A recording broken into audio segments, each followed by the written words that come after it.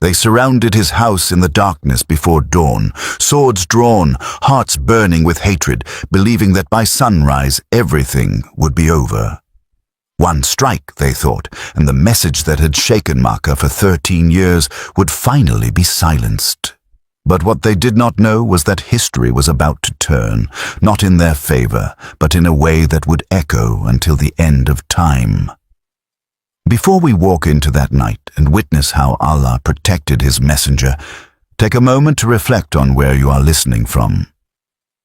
Thank you for being part of Islamic Insight Channel.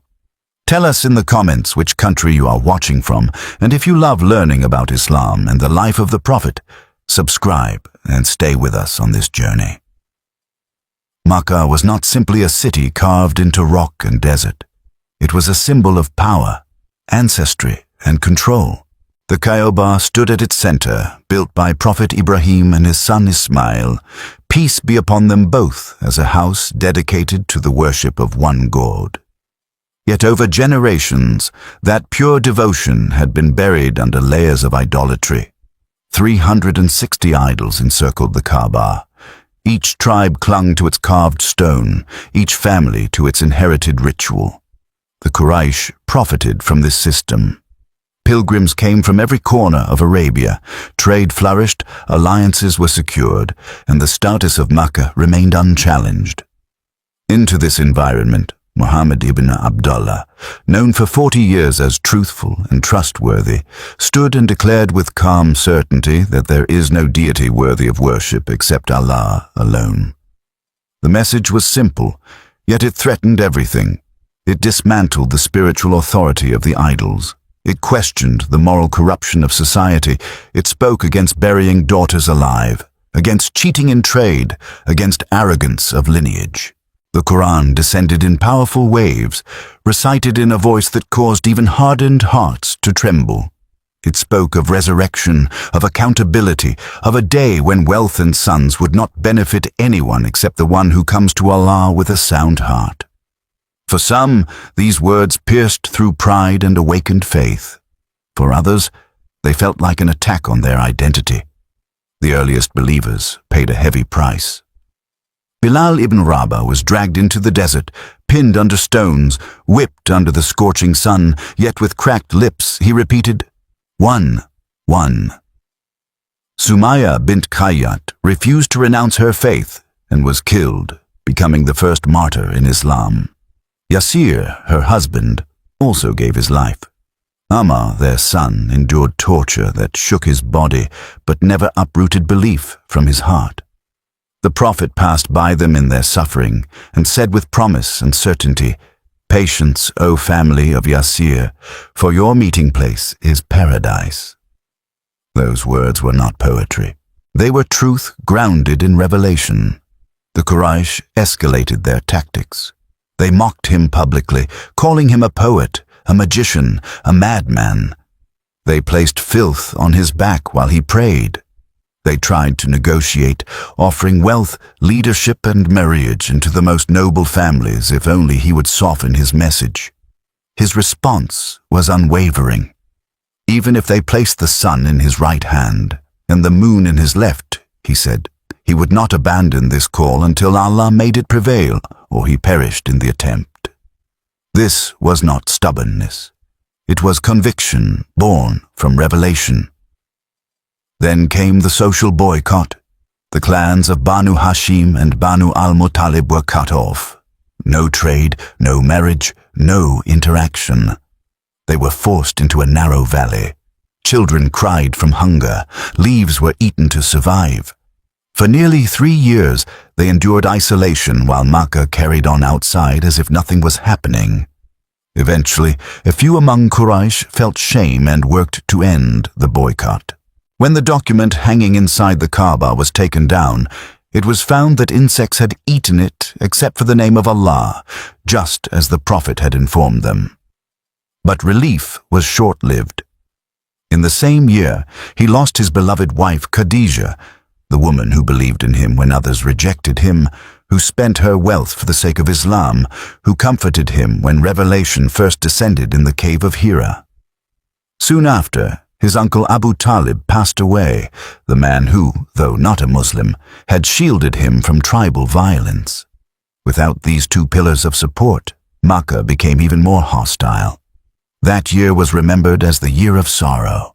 Yet even in grief, revelation continued, reminding him that his Lord had not forsaken him and that what was coming would be greater than what had passed. While Makkah tightened its grip, something unexpected was unfolding beyond its borders. During the pilgrimage seasons, tribes from across Arabia would gather in Makkah. Among them were men from Yathrib, a city north of Makkah, torn by decades of tribal warfare between Atbabus and Khazraj. They were exhausted by bloodshed. They had Jewish neighbors who spoke of a coming prophet, and when they encountered Muhammad and heard the Quran, they felt that this might be the one they had been warned about.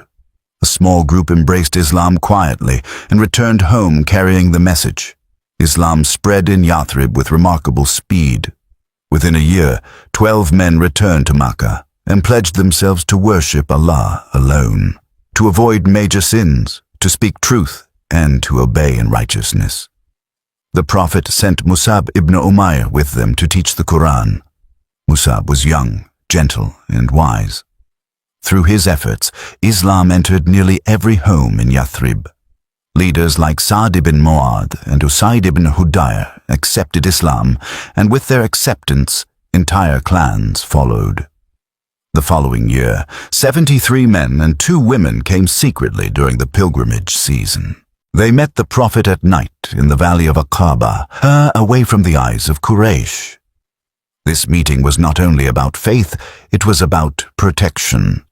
They pledged to defend him as they would defend their own families. They knew this would mean confrontation with the rest of Arabia. When Al-Abbas, the Prophet's uncle who was not yet Muslim, warned them of the seriousness of what they were promising, they did not withdraw. They affirmed their commitment with resolve. This was the second pledge of Aqaba, and it marked a turning point. A door had opened. A city was ready to receive him. After this pledge, revelation granted permission for migration. The earth of Allah, the Quran reminds, is vast. The believers in Makkah began leaving in small groups. They slipped away quietly to avoid detection. Some were intercepted and dragged back. Others managed to escape with nothing but the clothes on their backs. They left behind homes they had built, businesses they had nurtured, even relatives they loved.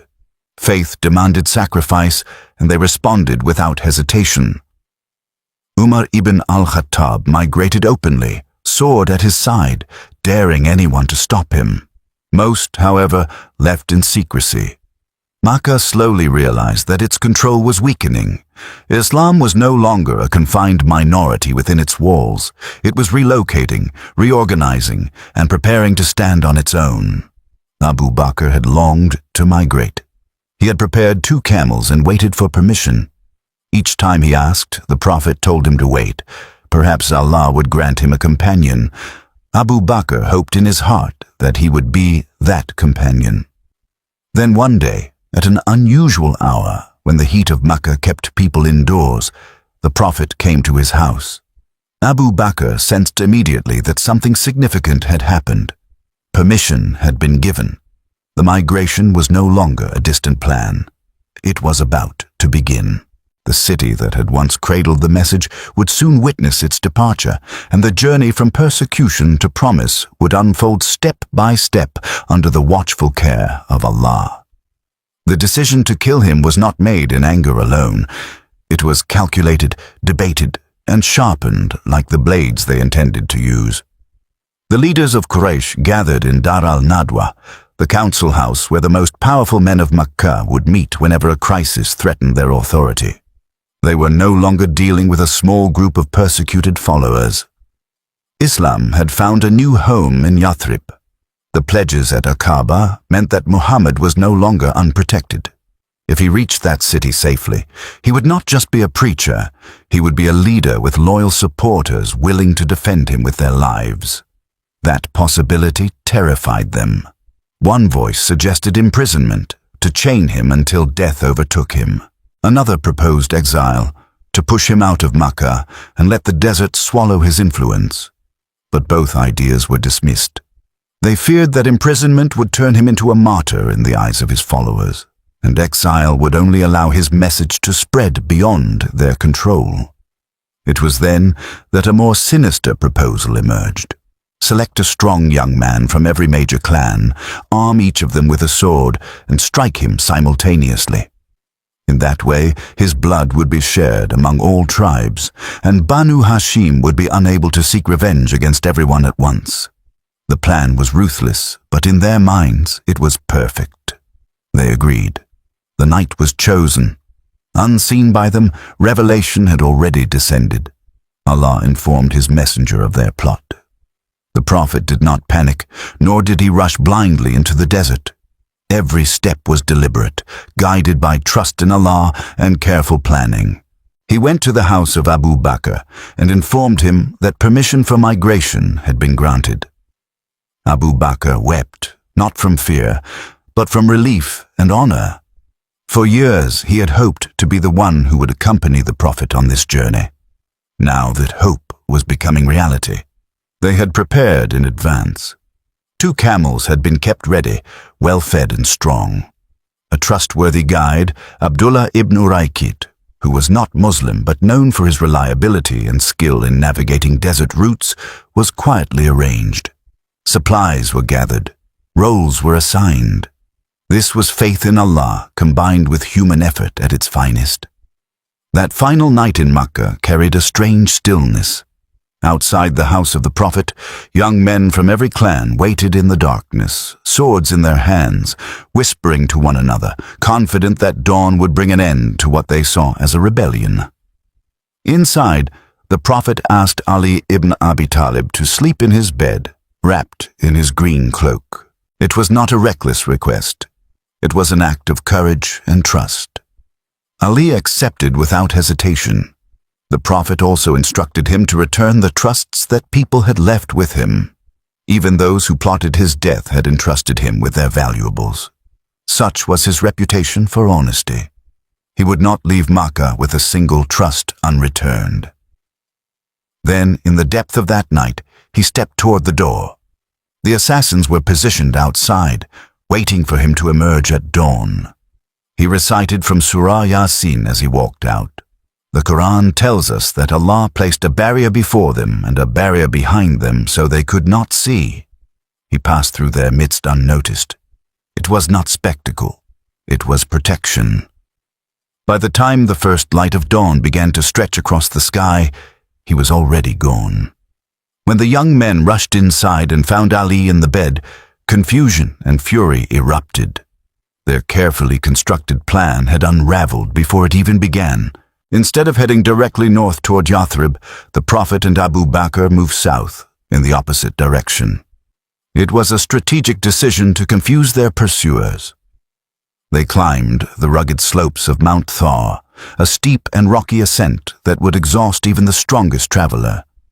The cave at its summit was narrow and uninviting. Abu Bakr entered first, clearing it, blocking small holes with pieces of cloth to protect the Prophet from any harm. Only when he was satisfied did he invite him inside. The cave would become their refuge for 3 nights. When Quraysh discovered the escape, rage consumed them. A large reward was announced for anyone who could capture Muhammad and Abu Bakr, dead or alive. Skilled trackers were dispatched. They followed footprints across the harsh terrain until they reached the very base of Mount Thar. Step by step, they climbed higher, tracing signs that pointed directly to the cave. Inside, Abu Bakr felt the tension rise. The sounds of footsteps echoed against stone. He whispered to the Prophet, his voice trembling not for his own safety, but out of fear that harm might reach the messenger of Allah. He said that if one of them were to look down at his feet, they would see us. The Prophet replied with calm certainty, words preserved in authentic narrations and immortalized in the Quran. Do not grieve. Indeed, Allah is with us. In that confined space, surrounded by danger, tranquility descended. It was not denial of the threat. It was absolute confidence in divine protection. According to authentic reports, signs appeared at the entrance of the cave that discouraged the pursuers. A spider had spun its web across the opening, and a dove nested there. The men of Quraysh looked and reasoned that if someone had entered recently, such fragile signs would not be intact. They turned back. The search party stood within steps of the cave, yet they left empty-handed. It was a moment that demonstrated a profound truth. When Allah protects, no force on earth can overcome that protection. During those 3 days, a quiet network of support operated with precision. Abdullah, the son of Abu Bakr, would spend the day in Makkah gathering information, then slip out at night to report the latest developments. Asma bint Abi Bakr brought food, tying the provisions with pieces of her belt when she found nothing else to use, earning the title Dat Anitakain, the woman of the 2 belts. Amir ibn Fuhaira tended sheep nearby, allowing the flock to pass over their tracks to erase footprints. Every detail reflected planning and reliance intertwined.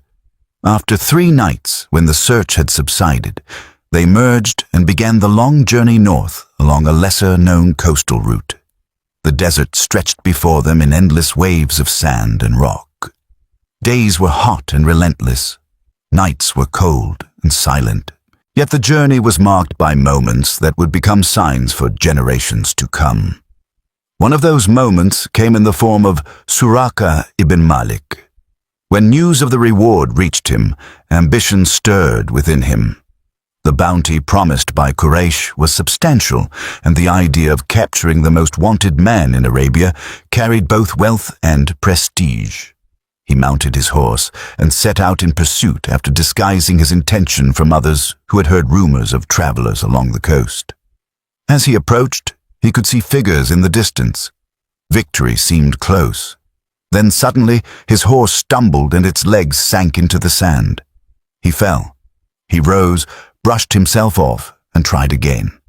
Once more the horse sank unnaturally, as if the earth itself was resisting him. Fear began to replace ambition. He realized that something beyond ordinary circumstances was at play. In desperation, he called out, asking for safety. The Prophet stopped and listened. Suraka admitted his intention and asked for protection. Not only did the Prophet grant it, he spoke words that must have sounded unimaginable in that barren landscape. He told Suraka that one day he would wear the bracelets of Hijrah, the Emperor of Persia. At that time, Persia was a superpower. Its wealth and influence dwarfed anything in Arabia. The idea that this small, hunted group would one day overcome such an empire seemed impossible. Yet the promise was spoken with certainty.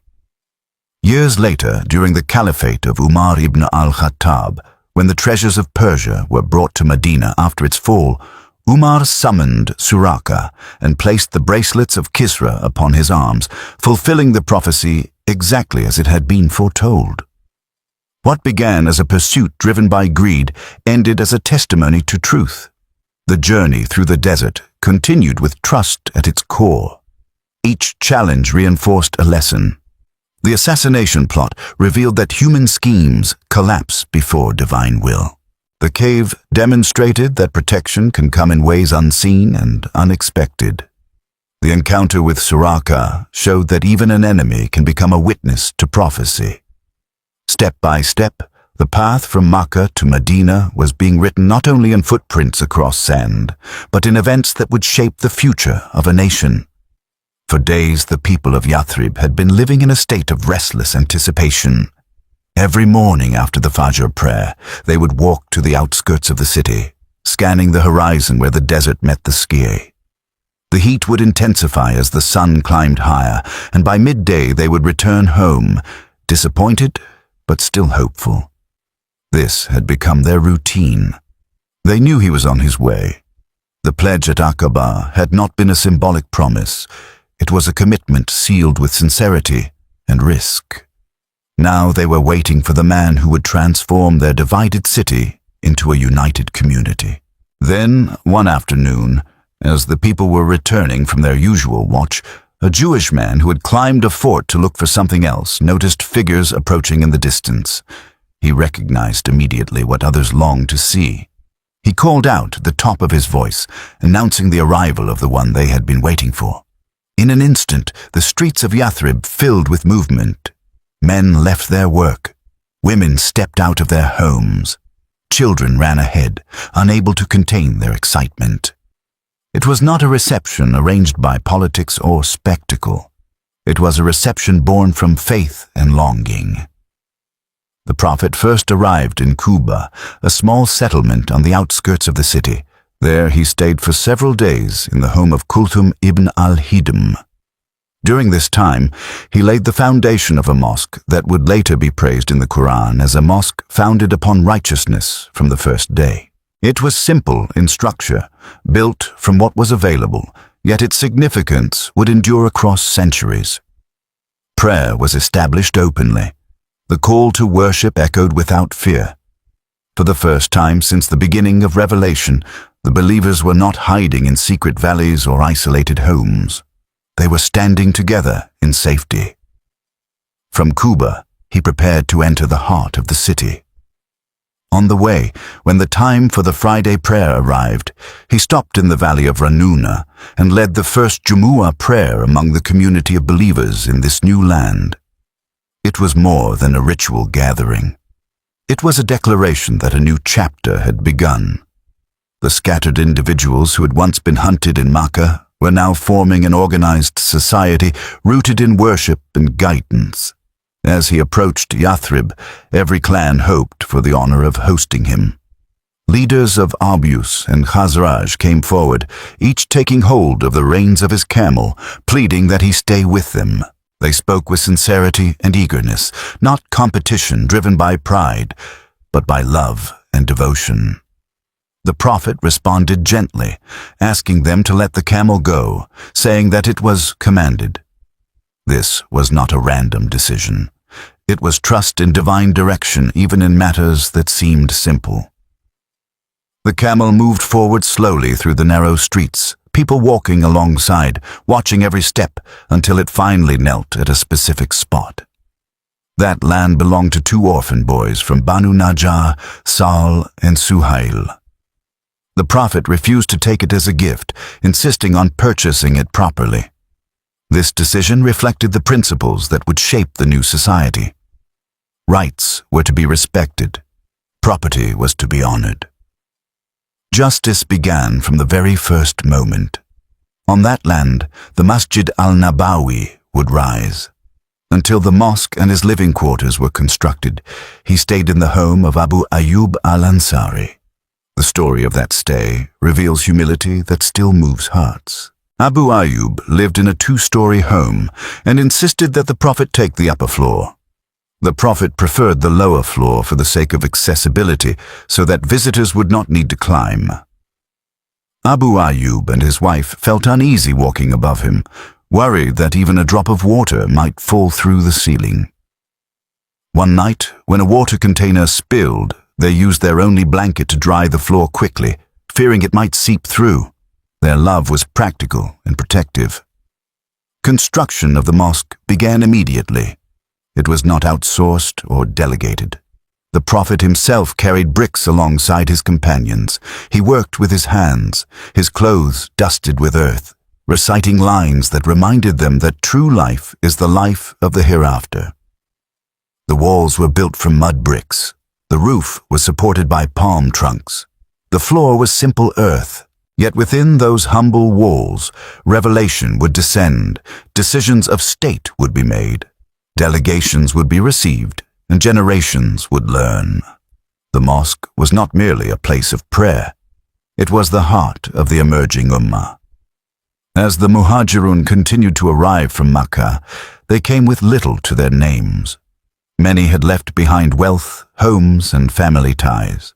They arrived as migrants, carrying faith, but not possessions. The Ansar, the helpers of Madinah, opened their homes with generosity that defies ordinary explanation. This was not hospitality for a day or two.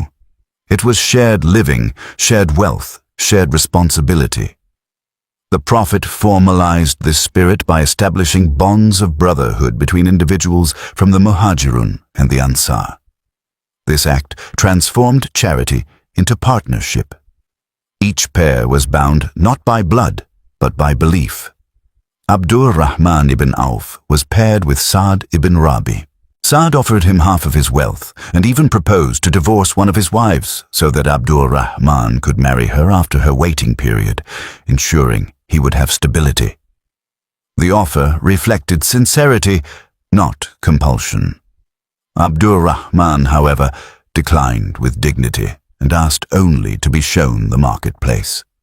He began trading modestly, building his wealth through effort and honesty. In time, he became prosperous again, proving that the migration was not an end, but a beginning. This brotherhood dissolved tribal hierarchies that had defined Arabia for centuries. A nobleman from Quraysh could be paired with a farmer from Medina. A former slave could stand equal beside a tribal chief. The standard was faith and righteousness, not lineage. The Quran later praised the Ansar, describing how they preferred others over themselves, even when they were in need. That verse was not abstract praise. It was a description of lived reality. The social fabric of Medina began to change rapidly. Markets were established independent of unfair practices. The call to prayer was introduced after Abdullah ibn Zayd saw it in a dream that was confirmed by the Prophet. Bilal was chosen to deliver it, his voice rising over the city, calling people to success. Disputes were brought to the Prophet for judgment, and justice was administered without favoritism. The once divided city of Yathrib gradually became known as Madinat al-Nabi, the city of the Prophet. Yet this transformation did not erase all challenges. The presence of different tribes and religious communities required careful governance. The Prophet established agreements that ensured mutual protection and defined rights and responsibilities. Loyalty was redefined. Allegiance was no longer to tribe above all else, but to a shared covenant grounded in faith and justice. What makes this period remarkable is not only that a persecuted group found safety, but that they built something enduring from hardship. The migration was not simply an escape from oppression. It was the deliberate construction of a society guided by revelation and balanced by wisdom. Every brick laid in the mosque, every bond formed between brothers, every prayer offered in congregation reinforced a truth that had been tested in Makkah, that patience under pressure leads to strength under guidance. From the anxious watch on the outskirts of Yathrib to the moment the camel knelt, from the first prayer in Quba to the establishment of brotherhood, the journey unfolded with clarity and purpose. What began as a secret escape under the cover of night was becoming the foundation of a civilization. The people who once hid their faith were now living it openly. The city that had long been fractured by rivalry was learning unity through belief, and at the center of it all stood a messenger whose trust in Allah had carried him from a house surrounded by swords to a community ready to stand by him with their lives. The migration had secured safety, but safety alone does not build a civilization. Medina was a living city, layered with tribes, histories, loyalties, and tensions that predated Islam by generations. The Atba'us and Khazraj had fought bitter wars, most notably the Battle of Bu'ath, leaving wounds that were not easily forgotten. Jewish tribes such as Banu Kainuka, Banu Nadir, and Banu Qurayza lived within and around the city, each with their own alliances and interests. If this new community was to survive, it required more than shared enthusiasm. It required structure, justice, and clarity. It required governance rooted in revelation, yet practical enough to manage real human complexity. The Prophet drafted what later came to be known as the Constitution of Medina. It was not a symbolic statement, but a written covenant defining the relationships between the various groups in the city. It declared that the believers, whether from Quraysh or Yathrib, were one ummah distinct from others, At the same time, it acknowledged the Jewish tribes as communities with their own religion, granting them protection and religious freedom so long as they upheld the agreement. Mutual defense was established. If Medina were attacked, all signatories would stand together. Blood money and ransom customs were regulated. Justice was to be upheld collectively. Disputes would ultimately be referred to Allah and His Messenger. This document did something revolutionary in the Arabian context. It shifted identity from tribal supremacy to covenantal responsibility. Loyalty was no longer blind allegiance to bloodline. It was commitment to a shared moral and political order. The authority of the Prophet was not imposed by force, but accepted through pledge and trust. Governance became an extension of revelation. Decisions were not arbitrary. They were guided by principles of fairness, consultation, and accountability. In those early months, the community felt the weight of its transformation. The Muhajirun were still rebuilding their livelihoods. The Ansar were adjusting to their expanded households and responsibilities. The Prophet moved among them, teaching, judging disputes, encouraging trade, reminding them of prayer and patience. The mosque served as the nucleus of this new order. It was a place of worship, a court of justice, a center of consultation, and a shelter for the poor, known as al-Sufa. Companions who had no family or wealth in Medina and dedicated themselves to learning and worship. No one was invisible in this society. Even the most vulnerable had a place. Yet challenges emerged from within. Not everyone who professed Islam did so with sincerity. Abdullah ibn Ubay ibn Salul, who had once anticipated leadership in Yathrib before the Prophet's arrival, harbored resentment. He and others like him displayed outward allegiance while concealing doubt and hostility. The Quran began to address this phenomenon directly, exposing hypocrisy as a spiritual disease. Surah al-Baqarah and Surah al-Munafiqun describe those who say, "We believe," yet in their hearts they do not believe. The existence of hypocrisy tested the community in subtle ways. It reminded them that faith is not measured by words alone, but by consistency in action and loyalty in hardship.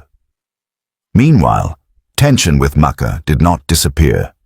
The Quraysh had not forgotten their humiliation.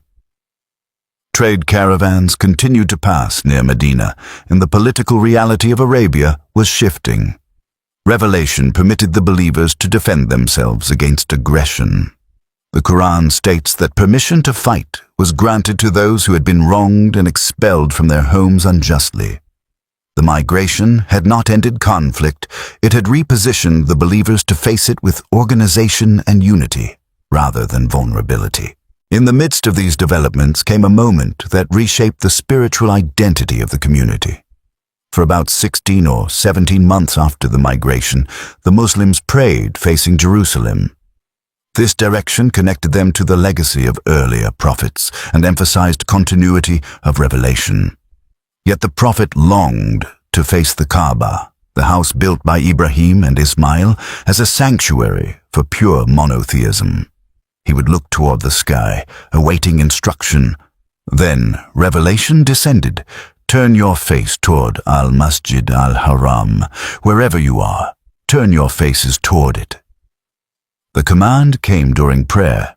In the mosque of Banu Salama, as the companions stood in congregation, the direction changed. They physically turned from one orientation to another, aligning themselves with Makkah once again. This shift was not merely geographic. It was symbolic and decisive. The community was now spiritually distinct. Their identity was rooted directly in the legacy of Ibrahim, purified from the distortions of idolatry. The Kaaba, once surrounded by idols and controlled by those who rejected the message, remained the sacred center of their devotion even while they were physically distant from it. The change of Qibla also tested hearts. The Quran acknowledges that some would question the shift. Why change direction? What was the wisdom? Revelation answered clearly: to distinguish those who follow the messenger from those who turn back on their heels. Obedience, even when wisdom is not immediately apparent, became a mark of sincerity. The believers did not argue. They turned. As the months passed, the strength of the Muslim community became visible. Discipline in prayer structured their days. Charity purified their wealth. Fasting in Ramadan was prescribed, deepening their spiritual resilience. The call to sacrifice was no longer theoretical. It shaped daily life. The Prophet cultivated balance. He reminded them that this world is a field for the hereafter, that victory is not measured only by numbers or territory, but by steadfastness and obedience. Then came moments that would define their future. The Battle of Badr, though beyond the initial migration, was a direct consequence of the new order established in Medina. A small group of believers faced a much larger force from Makkah. Against overwhelming odds, they prevailed by the permission of Allah. The Quran describes angels sent to support them and emphasizes that victory comes not from strength alone, but from reliance on Allah. This event transformed the political landscape of Arabia. The once persecuted community was now recognized as a rising power. Trials continued. The Battle of Uhud brought painful lessons about obedience and consequence. The siege during the Battle of the Trench tested their endurance when Confederate forces surrounded Medina. Through each hardship, the foundations laid during the migration proved essential. Brotherhood sustained morale. The Constitution of Medina structured alliances. The mosque remained the center of consultation and prayer. The Qibla unified their hearts in worship. Years later, the very city that had expelled the Prophet would witness his return. But this return was not fueled by vengeance. It was shaped by mercy. When the Treaty of Hudaybiyah was signed, many companions struggled to understand its apparent concessions, yet Revelation declared it a clear victory. 2 years after that treaty, when Quraysh violated its terms, the Prophet marched toward Makkah at the head of 10,000 believers. The city that once plotted his assassination opened its gates with minimal resistance. He entered humbly, head lowered in gratitude to Allah. There was no mass retribution. Instead, he declared a general amnesty, saying that whoever entered the house of Abu Sufyan or remained in their own homes would be safe. He approached the Kaaba, the sanctuary that had once been encircled by idols, and began removing them one by one, reciting the verse, "Truth has come and falsehood has vanished. Falsehood is ever bound to vanish." The idols fell. The house built by Ibrahim was restored to its original purpose. The journey that began with swords outside his door ended with the purification of the very sanctuary that symbolized monotheism. The migration from Makkah to Medina was never about escape alone. It was about transition.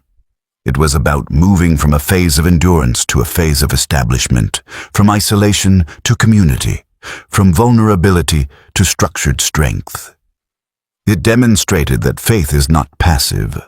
It requires planning, sacrifice, courage, and patience.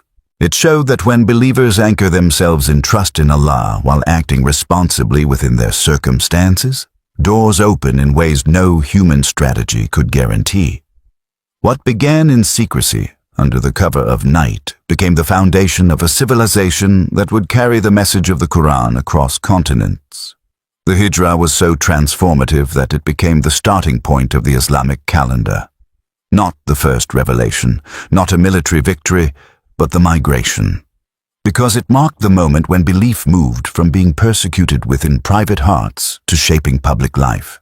From the council chamber in Makkah, where assassination was plotted, to the cave of Thor, where trust overcame fear, to the streets of Medina, where unity replaced division, to the eventual return to Makkah, where mercy triumphed over revenge, the journey stands as a living lesson.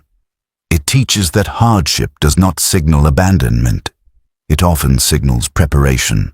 It teaches that patience is not weakness, but strategic strength guided by faith.